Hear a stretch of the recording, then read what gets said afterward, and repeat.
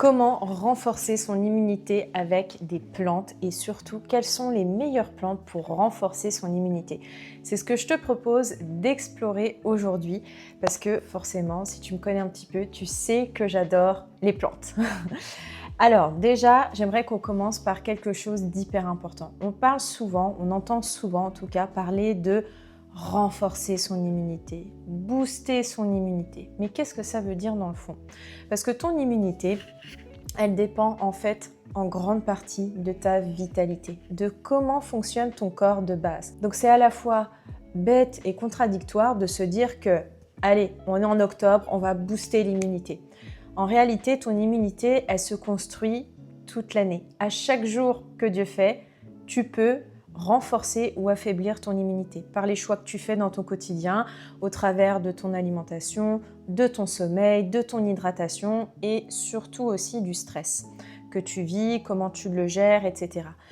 Tout ça, tout ton mode de vie, ainsi que, comme je le disais, le stress, les émotions, les événements qu'on vit dans notre vie peuvent influencer et impacter notre stress, notre immunité.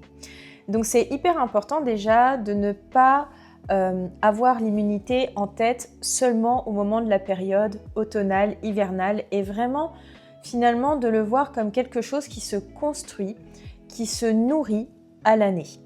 Et bien évidemment après sur des périodes clés comme l'automne-hiver, on va chercher à booster notre immunité ou en tout cas à la soutenir. Et c'est vrai que j'aime plus le mot soutenir.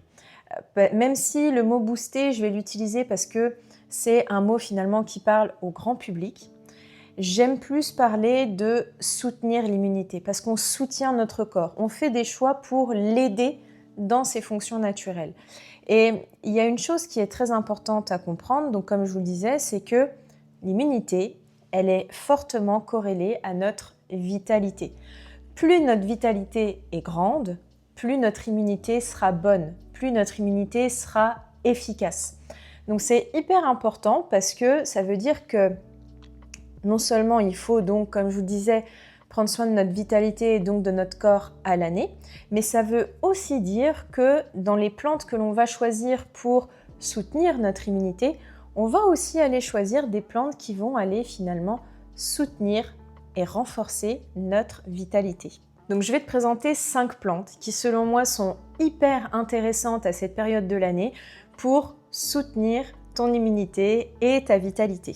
La première c'est l'Echinacée, Echinacea purpura, qu'on aime beaucoup recommander soit en tout début d'infection, en prévention, en tout cas on va la prendre plutôt sur des périodes courtes pour vraiment agir dès qu'on voit les premiers symptômes arriver ou si on a un terrain qui est assez fragile et qui a tendance à tomber régulièrement malade. Deuxième plante, j'ai une petite invitée qui nous a rejoint. Deuxième plante, le sureau. Les fleurs, les baies, le bourgeon, tout dans le sureau est bon et en tout cas ce qui est hyper intéressant c'est que le sureau va vraiment avoir une action antivirale hyper intéressante pour les virus respiratoires. Moi vous voyez je l'utilise beaucoup en infusion comme ceci et après je vais vous montrer d'autres plantes justement que vous pouvez utiliser avec le sureau pour vous créer une belle tisane immunité qui va soutenir la fièvre qui est utile et fluidifier aussi les sécrétions pour plus facilement les expectorer. Donc il est vraiment intéressant pour ça et il est dit que voilà, ça va permettre aussi de réduire la durée des affections hivernales quand on consomme.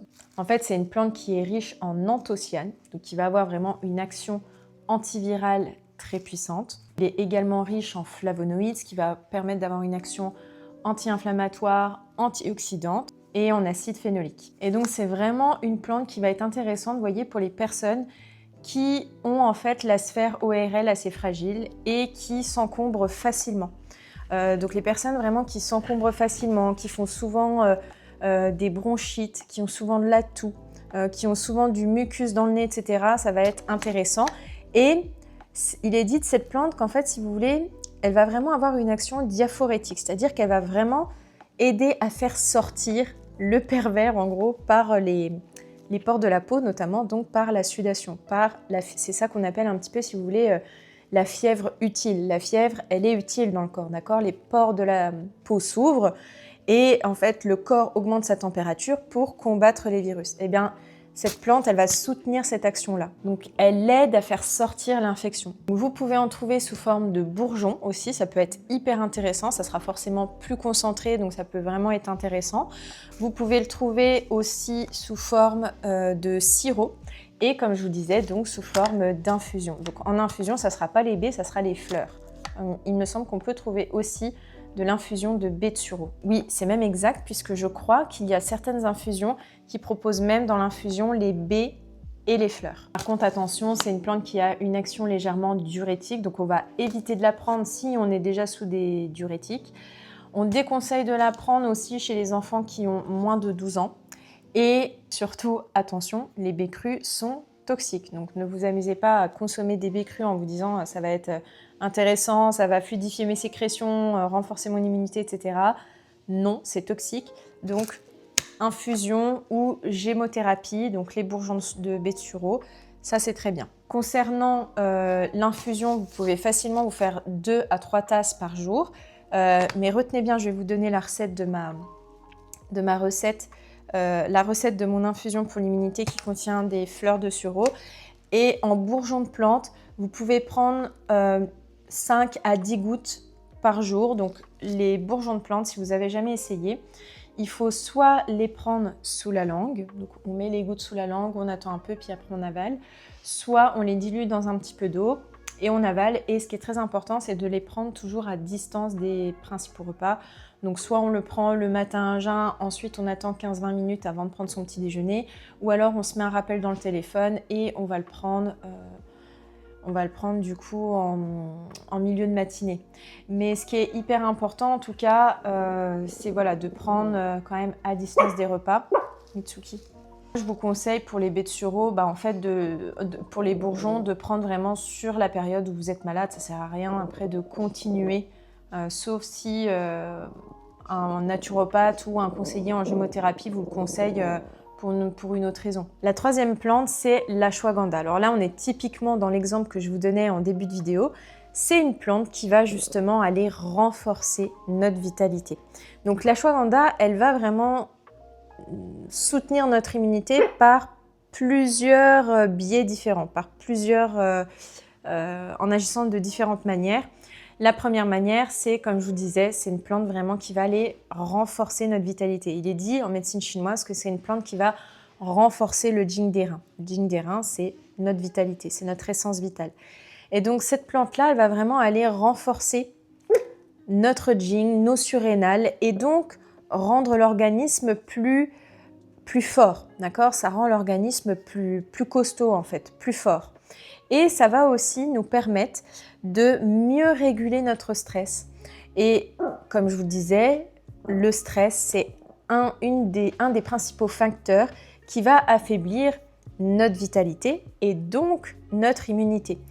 C'est une plante aussi qui est beaucoup conseillée justement quand il y a beaucoup de stress, des troubles émotionnels, des troubles du sommeil, des troubles de l'humeur, parce que c'est une plante qui va vraiment nous aider à réguler notre stress, à réguler nos émotions et qui va donc améliorer aussi le sommeil.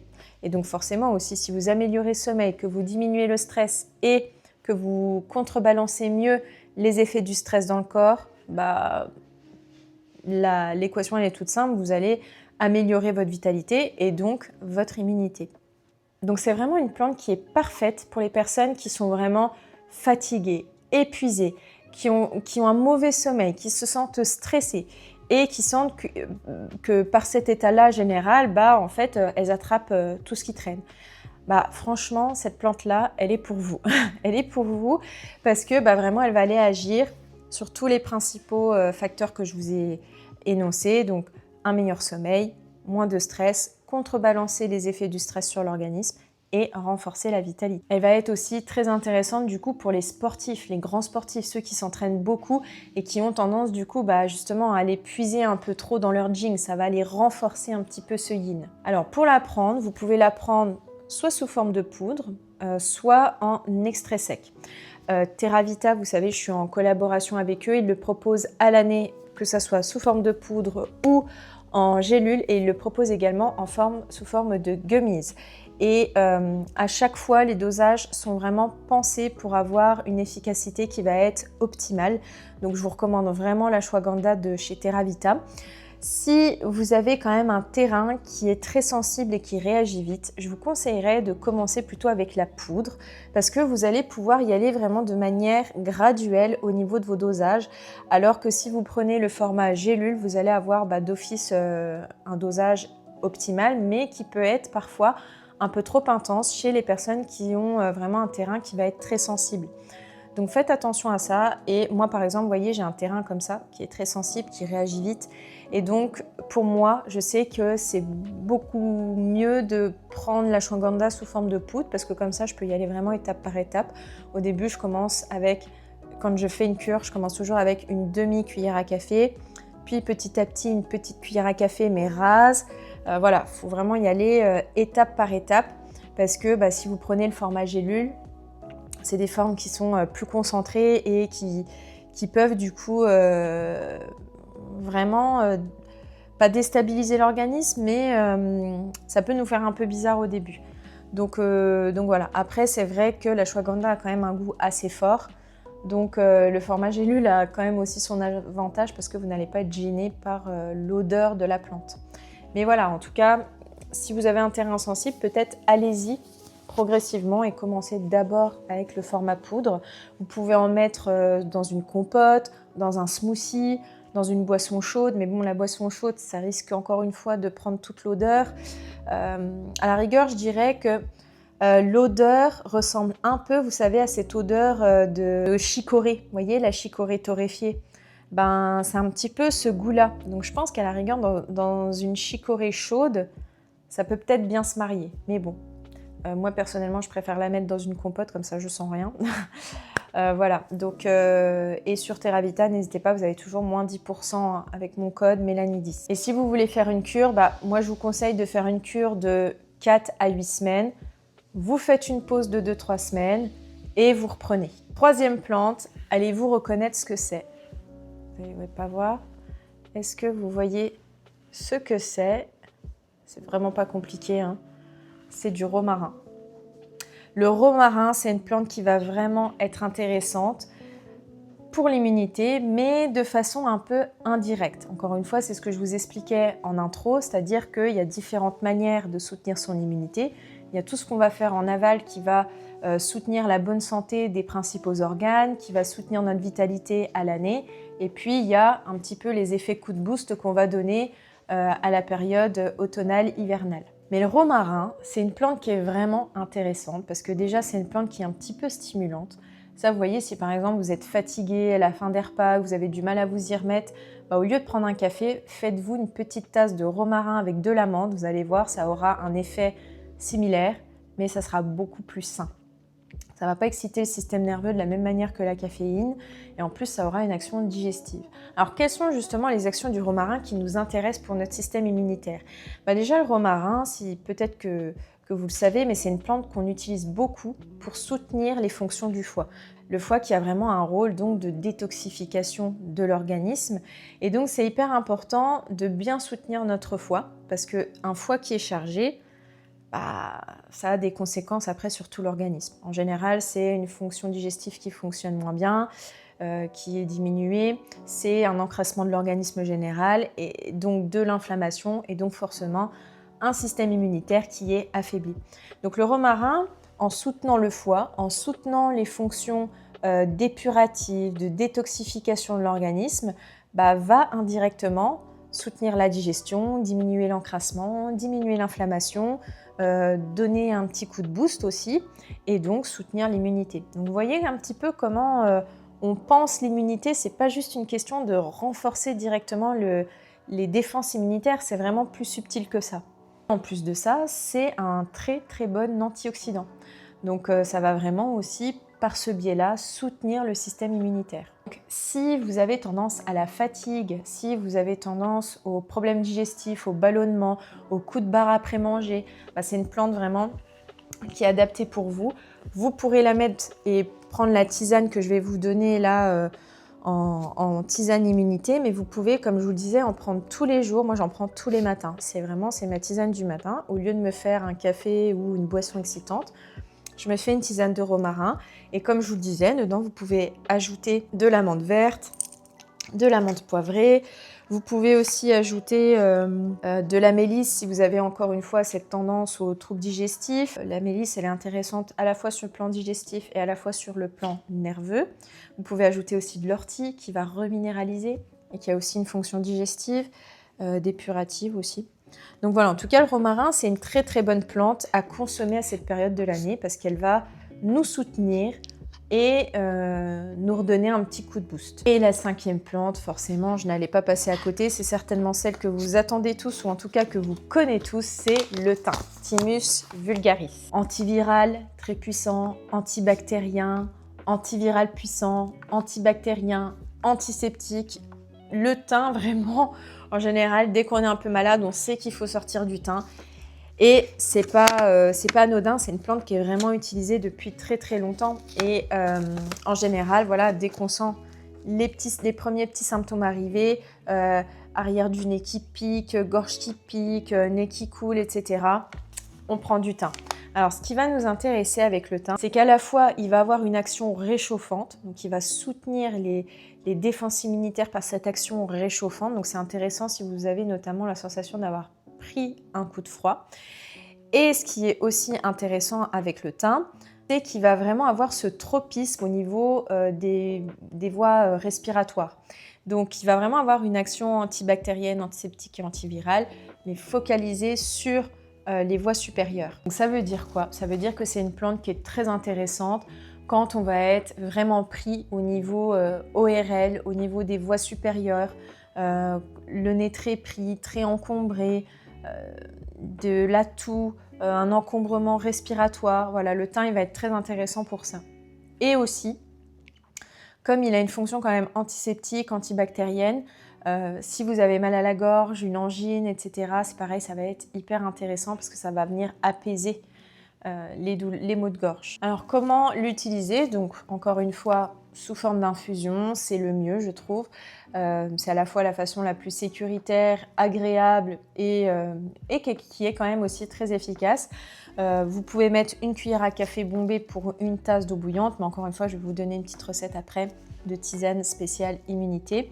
Vous pouvez aussi utiliser l'huile essentielle de thym à thymol. Alors, il y a plusieurs schémotypes de thym. Il y a le thym à thymol, le thym à tujanol, le thym à linalol. Les huiles essentielles, bon, il faut faire un peu plus attention, il y a des contre-indications, donc là, je ne vais pas exposer sur le sujet, mais c'est pour ça aussi que volontairement, je présente plus l'infusion, c'est plus sécuritaire, c'est plus facile à utiliser.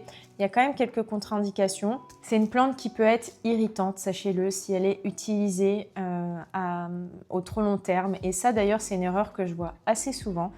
C'est qu'il y a beaucoup de personnes qui se disent « ça y est, on est en automne, on est en hiver, donc je vais sortir mon infusion de thym » et qui prennent de l'infusion de thym toute la période automnale-hivernale. Sauf que faire ça, c'est très mauvais parce que ça peut vraiment être toxique pour le foie de prendre du thym de façon très très régulière comme ça. Parce qu'il faut savoir que c'est très riche en thymol, en carvacrol et que ce sont des molécules qui sont quand même assez puissantes. Donc il faut faire attention avec ça. Utilisez-la vraiment de façon ponctuelle.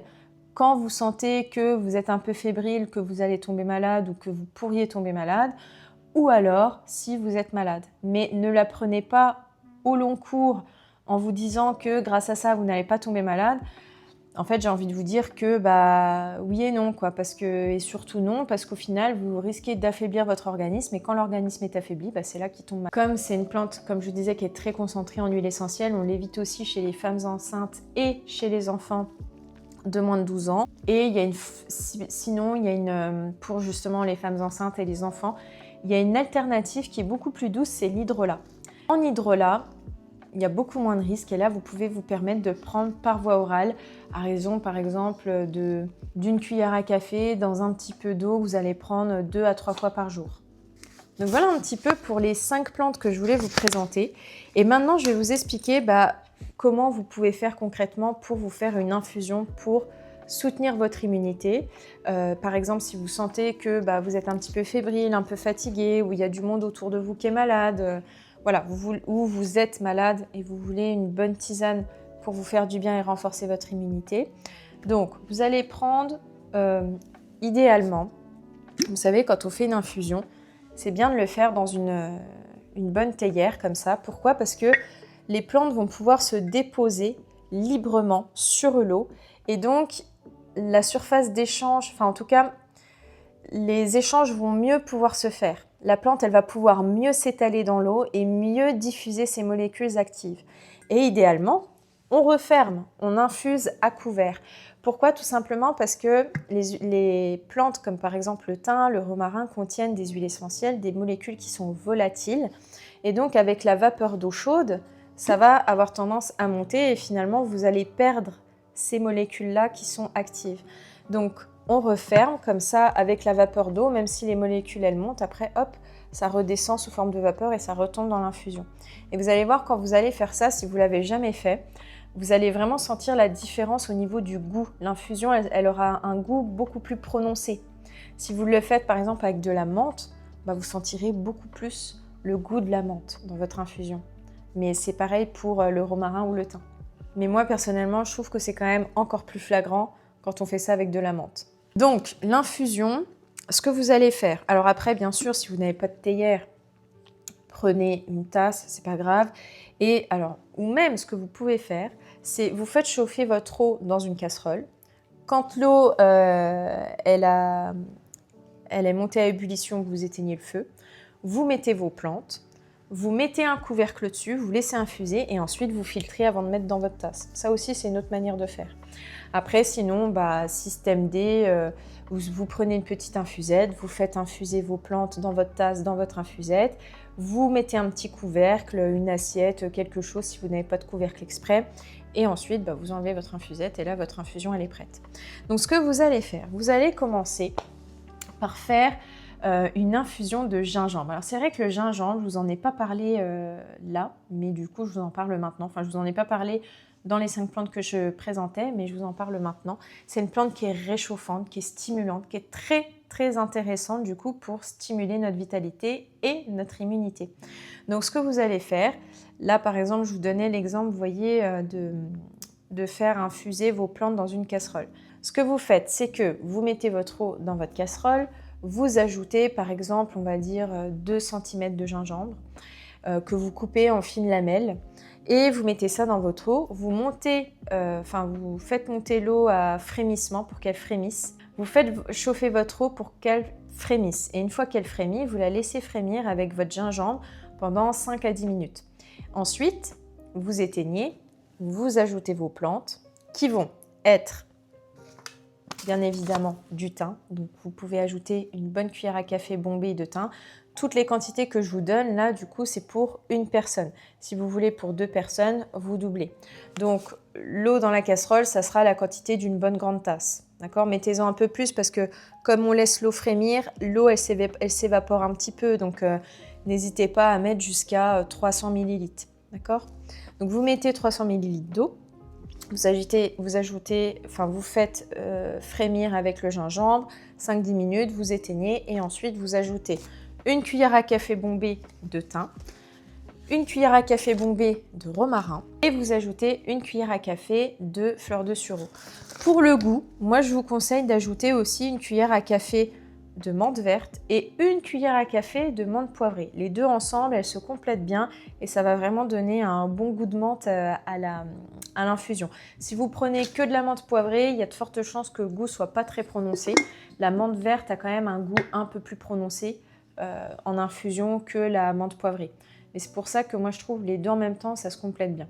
Donc, je récapitule, gingembre, 2 cm qu'on coupe en fines lamelles, on fait frémir l'eau avec notre gingembre, on éteint, on ajoute une cuillère à café de thym, une cuillère à café de fleur de sureau, une cuillère à café de romarin, une cuillère à café de menthe poivrée, une cuillère à café de menthe verte et on est bon.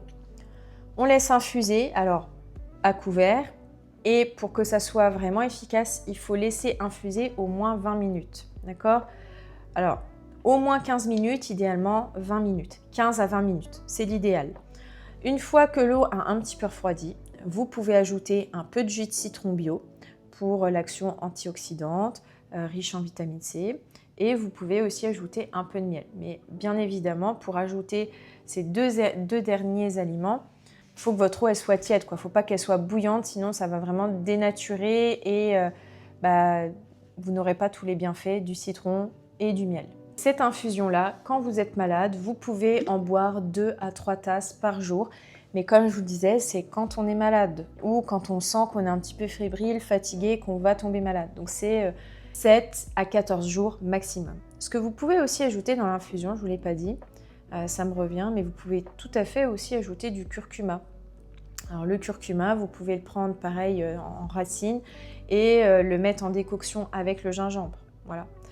Si vous avez moins de temps et que vous ne voulez pas faire la partie décoction, vous pouvez très bien faire infuser les lamelles de gingembre et de curcuma avec les autres plantes en même temps, mais c'est juste que vous allez moins extraire de principes actifs, mais vous en aurez quand même un peu.